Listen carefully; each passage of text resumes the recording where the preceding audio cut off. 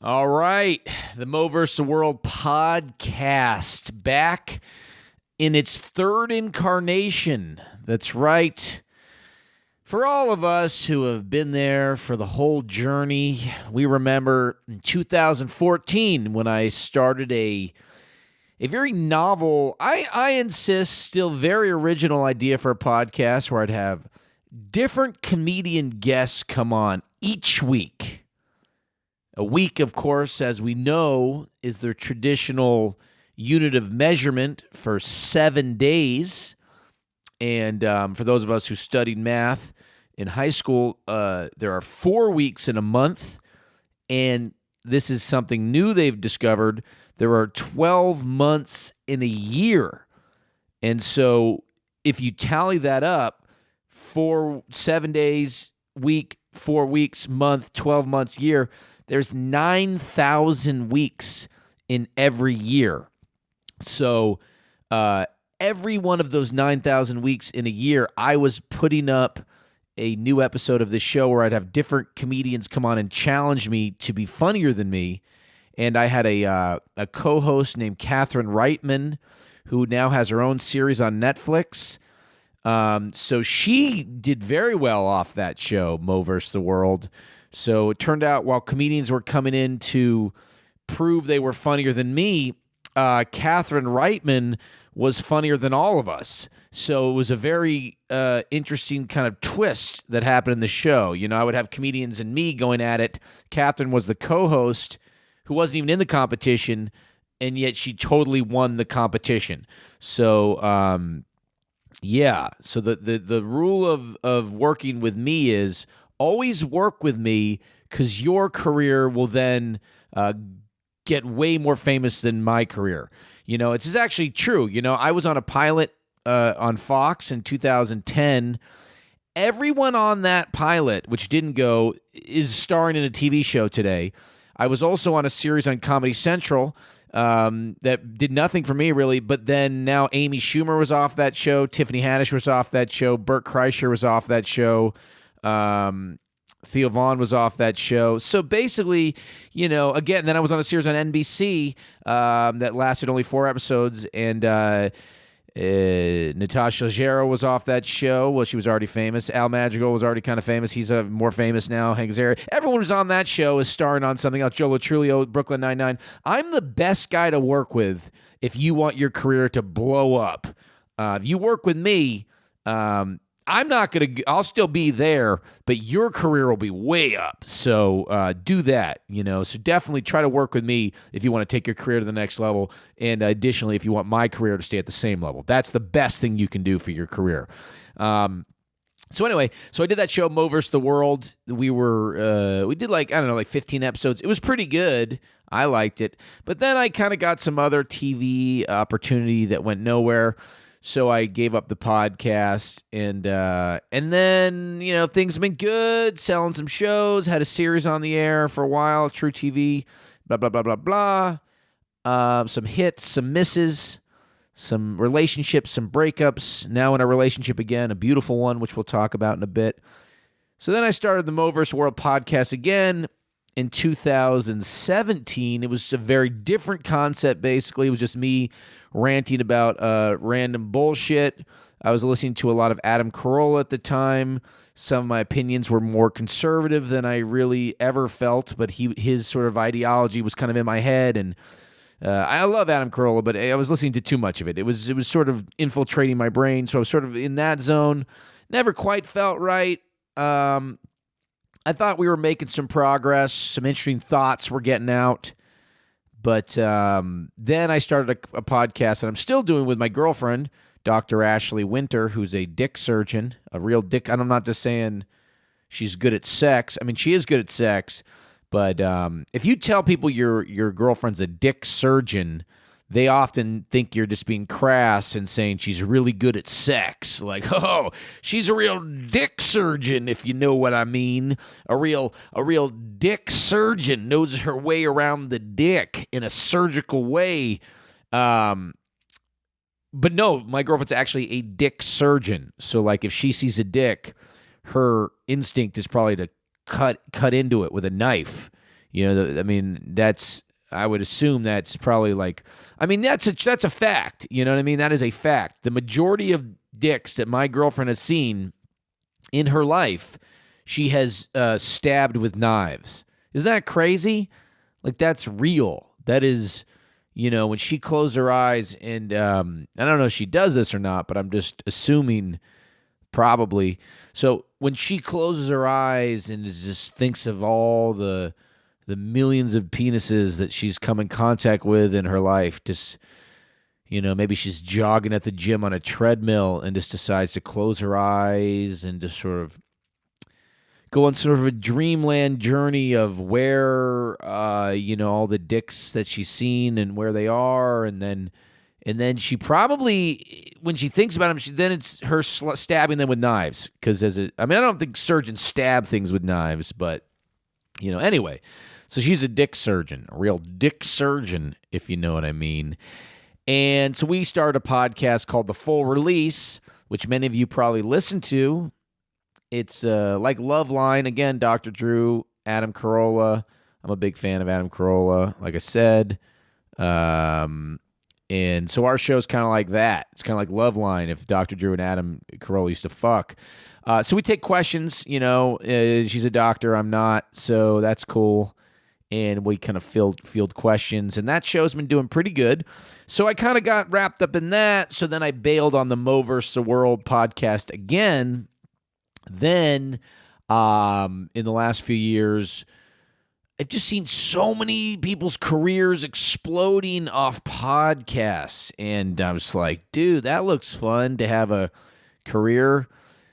So I was like, let me look into bringing it back, That's what the world probably needs more of, white male comedian podcasters. You can't get enough, right? So I was like, let me jump into the ring. Maybe it's too late. I don't know.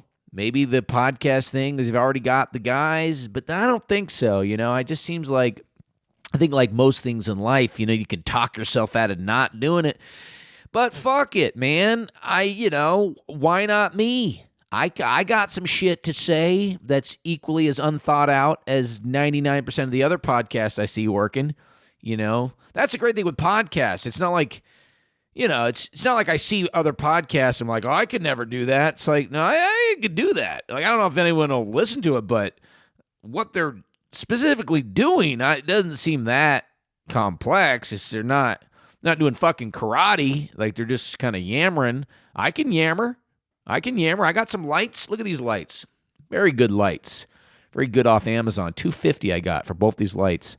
So anyway, I started thinking, let's get the Mo vs. the World podcast back. Let's get me yammering. Let's get me talking. Let's get me trying out some new jokes, some new thoughts. I want to get some new comics on here. A lot of comics that I don't even really know that well. I want to learn who my peers are. I want to start getting back into that. Also, as you can see, and this is probably the most exciting thing that anyone's heard in a while, I got these fucking cool actual McDonald's letters. These letters, they're actually from a McDonald's. Wouldn't that be funny if it all just fell down and then I stopped doing the podcast? Like I tapped on the backdrop here. If I don't know if you could hear that, I'm tapping on the backdrop. For those of you who are watching, who are not watching on YouTube, wouldn't that be funny if the whole wall just fell down? Anyway, thank God that didn't happen because it took a long time to put this up. So I found these McDonald's letters, which if you're watching on YouTube, you see right behind me. And I was like, fuck, that's cool. Mo world. I got a map of the world behind the letters, right behind me. Mo versus the world. It's all just so perfect. How can it not succeed? So I was like, let me put these fucking letters up. Let me dive in here. Let me start building up more of a fan base. I've been selling scripts, writing for shows. Things are good, but stand-up wise, I could use a little shot in the arm. I got tons of new material, lots of stuff to say, and I'd like to have some more people in the crowd to hear it. I'd like to see my stand-up career advance, So fuck it. Here we go. Mo vs. the World back on YouTube. A new thing. YouTube's a new thing they just invented along with MySpace. So here we go. And I know a lot of you are like, dude, Mo, what the fuck? Why is it taking you this long to really dive into doing some YouTube shit? here's something to know about me. I am always a late bloomer in everything, so it makes sense to me that I'm so behind the curve here on the YouTube fucking stand-up promotion game because, dude, that's always been the case for me. First of all, I didn't grow till very late. I was 103 pounds when I was a freshman in high school, and I was not a good 103. That was a 103 that was no pubed. I was not a pubed up individual. It was a very smooth scrotum that I was operating with at that time. Very smooth, untouched penis that I was operating at that time. Very small. My brother used to call my penis micro. That's what he would say to me. He's an older gentleman. He's like 2 years older than me. And when he would see my penis, he would call it micro. He didn't see it a lot. There was nothing unkosher going on. But if we were hanging out, just being naked as brothers do, he would see it and he'd be like, micro. So, it was a slow build working towards the hog that I got now. So I was working towards it, so it's always been like I've always been behind the curve, and so I was 103 pounds in high school wearing a turtleneck. I had a red turtleneck that I'd gotten from my cousin Michael, hand-me-down clothes, and I would wear that, and it would not go over as well as you're probably thinking it did. It was not a good look. It was not a good look at all. So I would be wearing that. So my point is I was a late bloomer, I was a late bloomer, played with action figures till I was about in 8th grade. So I really did. I loved action figures when I was a kid. I had such an amazing collection, and it seems sad to me that by the time we hit like 6th grade, you weren't really allowed to play with action figures anymore. It was like we had all these fun toys, and then all of a sudden, people are like, oh, no, it's all about smoking pot now or trying to, hook up with girls, and you can't play with action figures anymore. But it's like, but what about these wonderful shirtless muscle men that I have that I want to make smash? Well, I can't make the muscle men smash anymore? Like, we can't, it was still fun to me, It was still fun. So I almost had to be like in the closet playing with these action figures. It was almost like a secret thing that I was kind of ashamed to tell people about. And me and I had a few other friends who were still in the action figure game at that time. I don't want to say their names because it was embarrassing, but we would kind of get together and secretly do our little action figure fights, and it really was sort of like an in the closet kind of thing because you couldn't let anyone know what you were doing. We're just sort of like playing with action figures, making Superman and Batman smash each other, and God, I loved them all, man. They were such an amazing, it was so fun. And then you hit this point where you're just not allowed to have fun like that anymore, So I was a very late bloomer. I've been a late bloomer my whole life, is what I was saying. So, and now I'm still a late bloomer. I'm just getting ready to propose to my girlfriend, going through figuring out how that all works. And I'm in my late 30s here, mid to late 30s, probably more late than mid, depending on if you're on the Mayan calendar or not. So still a late bloomer, and we'll get into that in a bit. We'll get into some of that proposal stuff that I'm working on. Before we push forward, I was thinking it'd be fun each week to have like a hero of the week, So here are the heroes of the week I found this week. This is the best story I found this week. There was a 2-year-old kid who was missing from his home. And that's not the funny part. His parents were freaking out. He was missing from his home, and they called 911. And it turned out what this little badass motherfucker did, this little 2-year-old fucking Don Quixote, he got on his battery-powered toy tractor. He had a little toy tractor, John Deere tractor, and went I think it was like a mile down the road or something to the county fair that he had seen set up. So he was sitting there all week watching this county fair get set up, just itching to go like you do when you're a kid or even a full-grown Jewish man like myself. And I love county fairs, by the way. It's an amazing experience I've had at county fairs, which I'll definitely go into. So this dude, he saw the county fair, and for whatever reason, his parents hadn't taken him yet. And he was like, fuck that shit. He's not going to let that slide. So he took his little fucking tractor and zoomed on down to that fair. Like, how awesome is that? I mean, not awesome for his parents who probably thought he was getting, murdered and probably touched in a van somewhere. So they didn't probably like it at all. But I think that, if you're a 2-year-old and you're taking your county fair destiny into your own hands, hero of the week. That's what it's all about. It actually, it reminded me of something. I pulled off a really, really cool thing that almost really actually worked out when I was a kid. I was a horny kid. I was always horny as a kid. And I used to do this thing where I didn't really know how to masturbate when I was a kid. No one had really showed me. I didn't have like a overly caring uncle who wanted to really work me through that. But what I would do is I would sort of find like a corner of a table or a corner of a chair, and I would just sort of grind my genital area against it. I would just sort of I would grind it again. I would call it resting my pee-pee. That's what I would call it. It was a really weird sort of masturbation thing that I would do. I would call it resting my pee-pee. Resting my pee-pee. And I would sort of just grind it against the corner of the table, and that would make it feel good. So I was always a very sexual kid, right? I was always very sexual, a lot of sexual thoughts. I remember, having these sexual fantasies of girls I'd be in love with when I was a kid, where I would, they'd be captured by ninjas or knights or somebody bad, and I would have to go on this quest to save them. And there was always this sort of really erotic thing that would happen where I'd get captured, and then they would force me to strip naked and throw me naked into this cell, and I'd be like naked in this castle or ninja cave somewhere, and then I'd be like, and then I would see the girl that I was coming to save, and she'd also be huddled up naked in there, and we would just sort of be naked together in this little like area. It was like this little erotic, sort of sexual, exciting thing, So I would always have these kind of fantasies, So anyway, when I was about 10, I was reading this magazine or something, and it was Black Belt magazine, as I was a big martial arts fan as a kid, big Van Damme fan, big Chuck Norris, all the fucking cool shit. So I was reading this magazine, and there was an advertisement for a mail order bride service.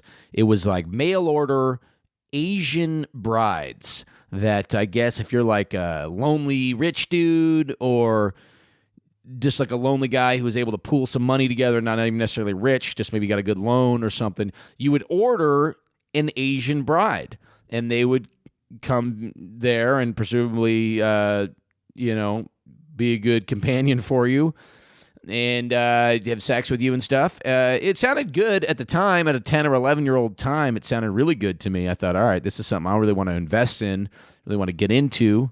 I don't think my allowance is going to cover it.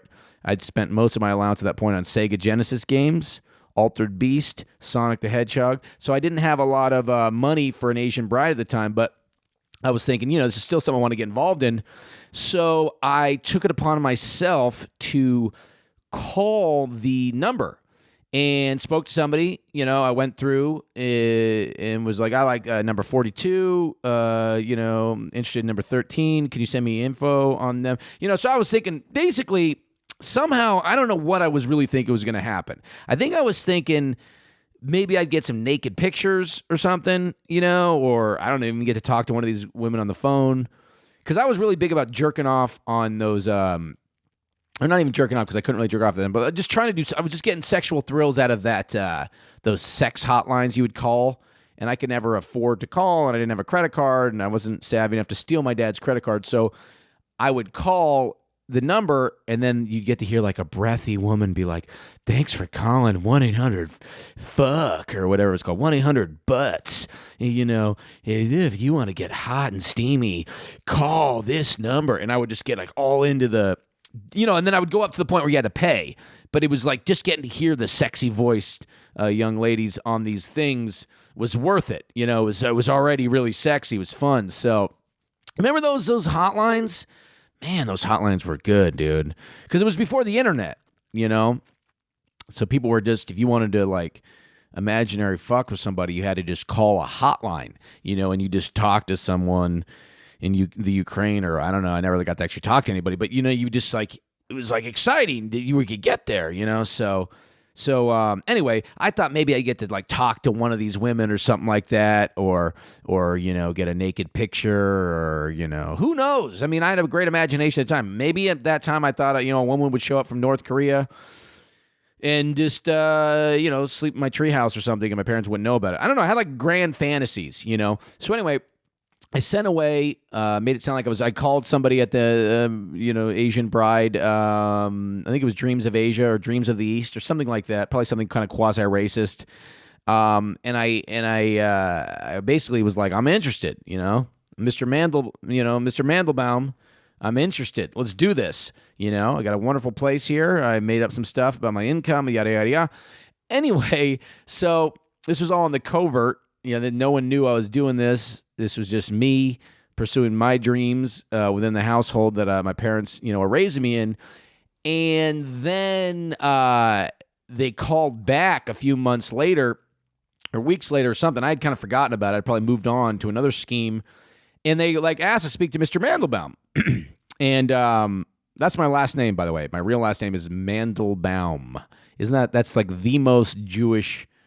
Mandelbaum almost sounds like a rash you get if you wear your yarmulke in the sun. It's a very Jewish. It's like almost like you got a little Mandelbaum. It's like a little rash on your circumcision. It's a very Jewishy name. So anyway, they called up and they asked to speak to Mr. Mandelbaum, and my dad was like, "This is him." And they were like, okay, so we're talking about the bride that you're after, and we're gonna send you that bride.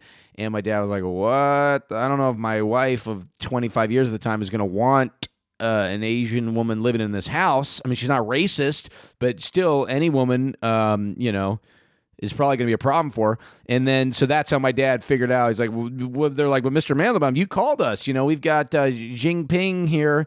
I don't know if that was your name, but something like that, ready to come over here. What's up?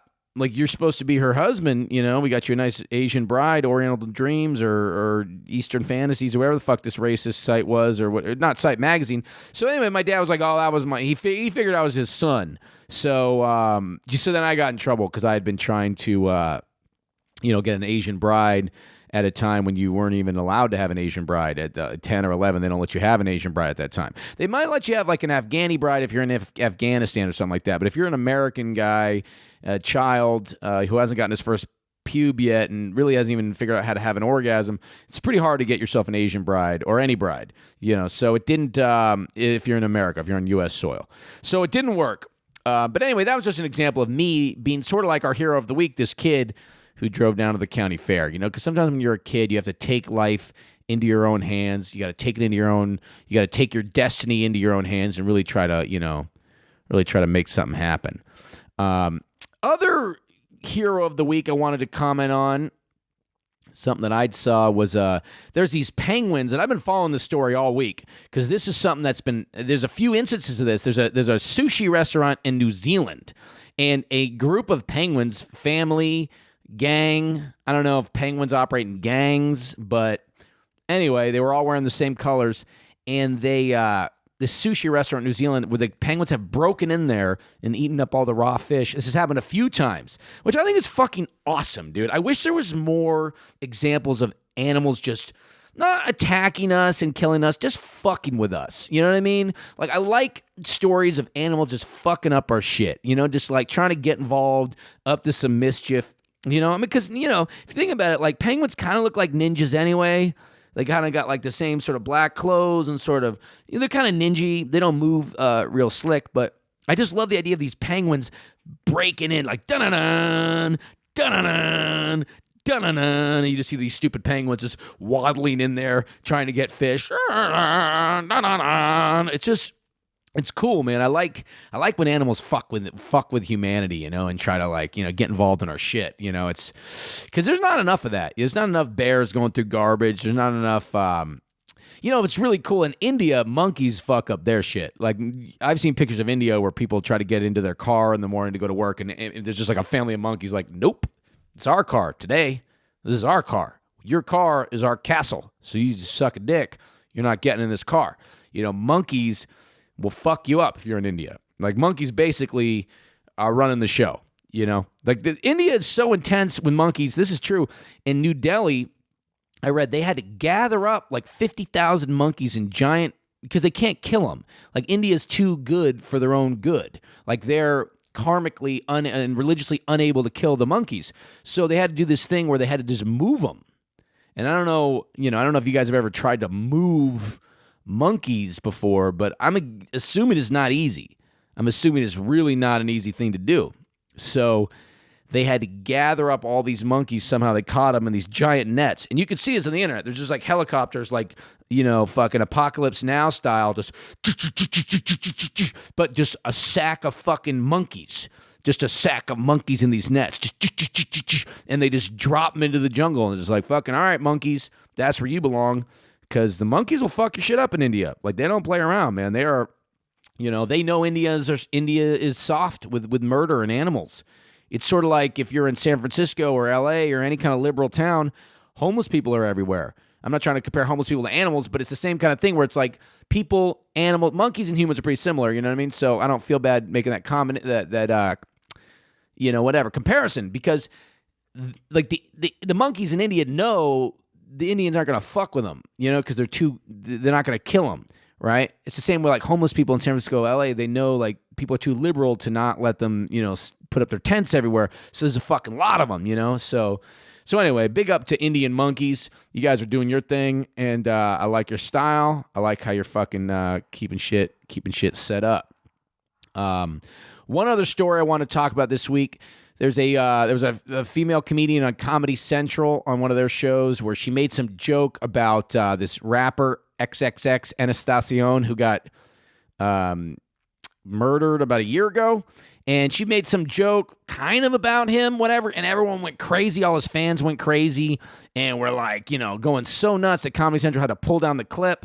And first of all, the joke is not even offensive. And I fucking hate where comedy's at right now, where people have to like we have to give a voice to these just like everyone being sensitive. And everyone, even fans of like a fucking rapper, get to be sensitive. Like, it's not like just like liberal pussies are being sensitive. Now it's like even hip-hop fans get their chance to be sensitive. Like, everyone gets to be a sensitive little bitch, and everyone will play that card if they have to, or if they get to. Not even they have to, if they have the opportunity to, You got this guy, XXX Tentacion, who apparently had been accused of like domestic violence and all this shit, and like was buying a car for like $50,000 cash. Like, he was clearly living like sort of on the edges of, whatever, and so, but then, like, as soon as someone kind of makes fun of him, his fans are like, ooh, that's not okay. It's like, dude, this guy's buying a car for $50,000 cash. Like, he's obviously playing by his own rules. I don't think he's going to be fucking, you wouldn't be tripping about that shit. And the joke was so not fucking offensive. Her name was Dina Hashem. Sounds like a nice Jewish woman, so of course I got to stand up for her.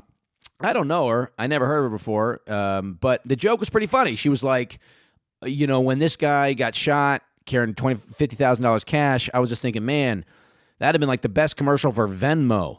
So it's not even like she's making fun of the guy dying, really. It's a funny joke, It's just like, man. So I also think it's like hilarious because I'm sure, most of this guy's fans didn't throw out a bunch of tweets and go up in arms when he was accused of domestic violence and stuff. I bet they weren't like, hey, dude, did you actually do all that domestic violence shit? No, they didn't really care. But then they care about some random yenta making a pretty well-crafted, pretty funny joke about Venmo. So if you're getting offended by comedy, just shut the fuck up. Stop being such a bitch. Here's the thing. People only get offended by jokes if it's directly about their shit. These people who got offended by this joke probably just because they're a fan of that guy, that rapper. It's sad he died. Like, R.I.P. It's a sad, sad thing when anyone gets killed at a young age or any age, really. But, they wouldn't have cared if this woman had made jokes about anything else other than something they're deeply connected to. So you can't pick and choose your principles. You can't pick and choose your what you feel like is right and wrong about shit. Anyway, fuck it. We've all heard enough about this comedians being angry at the PC shit. So whatever. Fuck that. That's just something I was thinking about. That was just a little something I was thinking about. All right. So In conclusion of the episode, I want to talk about what's going on in my life personally right now. I am in the process of trying to figure out how to buy my girlfriend a engagement ring. I got to buy an engagement ring for my girlfriend. That's where I'm at. I love her very much. We just had an amazing trip to Japan, which I'm going to talk about in some future episodes. I don't know if you guys saw my Instagram post I did last week about sumo wrestling. We were over there. We saw sumo wrestling in Japan, which was fucking awesome. Like, I'm going to talk about it more, but sumo wrestling is just like the best. Everyone's so fucking big and jiggly and soft and it's just so much sweat. It's just a beautiful sport, sumo wrestling. It's a beautiful sport of just beautiful, beautiful people doing beautiful things with their beautiful bodies. And it's something that if you haven't checked it out, go to the Real Mo Mandel on Instagram. Check that out. It's pretty amazing. And also, check out our podcast, The Full Release, that I do with my girlfriend, who I'm talking about now. It's great. The Full Release, thefullreleasepod.com. You can listen to it anywhere, and it's great, and you can call in your own questions and stuff like that. That's fun as well. It comes out every Thursday, which is a part of the week structure that I covered earlier. So, anyway, I got to figure out how to propose to my girlfriend. I got to buy her a ring. I got to buy her an engagement ring. An engagement ring, that's a weird investment, buying an engagement ring. It's a weird investment. You got to spend $5,000 to possibly lose half of the rest of the money you have, which for me equates to spending $5,000 to possibly lose $3,000. It's a weird investment. And it's strange too, because I was talking to my girlfriend and she's like, I don't want the ring to be showy, but I also don't want it to be cheap. And so I'm like, you just want me to get a bad deal then? You just want me to get ripped off? You just want me to overpay for some shit? That's what you want me to do? Okay, great. I'll do that. It's a weird thing too, wedding rings. It's engagement rings. Because it's kind of prostitution, isn't it? It's like, I'm going to give you a fancy ring so that you'll have sex with me for the rest of your life. If you break it down too, how many sexual encounters are we going to get for this amount of money? It's probably not even that much. So it's kind of low-level prostitution, but it's a weird. And I know, I'm not trying to be a dick about it. I understand an engagement ring is not prostitution. But if it's not prostitution, what is it? Right? It's definitely prostitution adjacent. Right? I'm just saying we're both getting married, but you're not buying me a rugged ring, right? So it's it's kind of I'm not saying. Look, a wedding ring is not an engagement ring is not prostitution, but if you share a duplex with someone, you're not roommates, but it's pretty easy for you to get a cup of sugar. I'm just saying, it's close. It's very close. I'm actually surprised that the engagement ring thing even has survived feminism and everything. Doesn't it seem kind of contradictory to the ethos of feminism? I am my own woman. You do not own me. I am not property. Platinum, diamond, and if it's not 2 carats, time's up. It just seems, all right, okay. You're your own woman. You're not property, but I better fucking spend a lot of money on a shiny little rock to give you. Because if I don't give you this little shiny stone, it's over. Also, I know you're not supposed to get a blood diamond, but if I'm spending that much money on something, I kind of want there to be some blood on it. I do. I just, the bloodier the better, I think. I think that's, if it's a lot of money, it's almost like the blood is part of the status. Check out this diamond. Fucking 80 people died getting this. Hey, this whole village died on this one. You know what I mean? I'm not saying I want that. I'm joking, but isn't there a part of you that does kind of feel like that though? The bloodier the better. It's or let's just not do diamonds at all. I just think it's it's weird. It's a weird thing. I don't really understand it. It's just It's a weird concept. It's a weird thing that we're still doing because you figure the old cavemen, they were probably walking around, they found a shiny stone, and their fucking stupid hairy wives were like, oh, I want that stone. So they're like, oh, okay, I guess we all got to get we all got to get our wives stones now. And fucking 9 billion years later, we're still doing that shit. I just don't. I don't really know, so I got to figure out the ring, so I don't, and the more you kind of figure out shit like this, the more you're I don't know anything about it, Like, I was talking with our friends, like, well, what kind of cut does she want? Does she want a princess cut? Does she want a fucking Three Musketeers cut? Does she want a Arby's cut? I don't know. There's all these different cuts. It's like, I don't know. Fuck. I mean, I'm not going to get her a princess cut because I love my girlfriend, but she's not a princess. She's from New Jersey. It's more like a pirate cut type situation. She's got a very crass New Jersey sort of attitude, which I love, but it's not like a princess. I don't think princess cut's really that's not really the way to go. And also, I was thinking about this. I don't really know if I trust people to sell me a ring because if you think about it, if you're a ring salesman, a diamond ring salesman or woman, it's in your best interest for the marriage to fail, right? Because then that person has to go in there and get another ring. So I don't know that I trust buying a ring from somebody who it's in their best interest for me to have to be back in there in 6 months with my failed marriage and buy another ring. It seems like, how do I know they're not putting a hex on that ring? How do I know it's not like, like Child's Play where Chucky the doll is cursed? Maybe they're cursing that ring so that then I'll have to, have a bad marriage and come back in there. So that's also, it's also a little nerve-wracking. So I don't know. And it's also like, I know the ring's got to be big. I know it's got to be a big ring. It's got to be a good rock. It's got to be expensive or it means I don't love her, right? Isn't that what it means? If you don't spend enough money on the ring, then you don't love them, right? I mean, you don't love them, so it's Trump gave Melania probably like a 4-carat ring, but that's just because he's got a huge heart and he really knows how to love. He's a very loving man. So, that's why he was able to give such an expensive ring because he loves so deeply. My brother, he does very well financially. And he told me that he goes, no, you got to spend $20,000 on a ring. Because I guess he said that because he wanted to make me feel bad. I guess I'm not really sure what his strategy is. I'd have to ask him why he felt the need to say that. He goes, yeah, you got to spend $20,000 on a ring. He said he spent $20,000 on his wife's ring, but she doesn't love him. So, he had no option. I guess that's what he had to do. He had to spend $20,000. But, I was like, dude, I don't know if Ashley, my girlfriend's going to wait 5 years for me to save up $20,000. Like, I don't know. That's right around the time I thought we'd be getting a divorce, to be honest. But don't you love when people who are rich give you advice that's not based on your financial situation? Like they know you can't possibly do what they're telling you to do, right? Like, spend $20,000 ring. You know what I mean? It's like when you tell someone like, oh, I'm going to Hawaii. They're like, oh, you're going to Hawaii. You know where you should stay? The Four Seasons.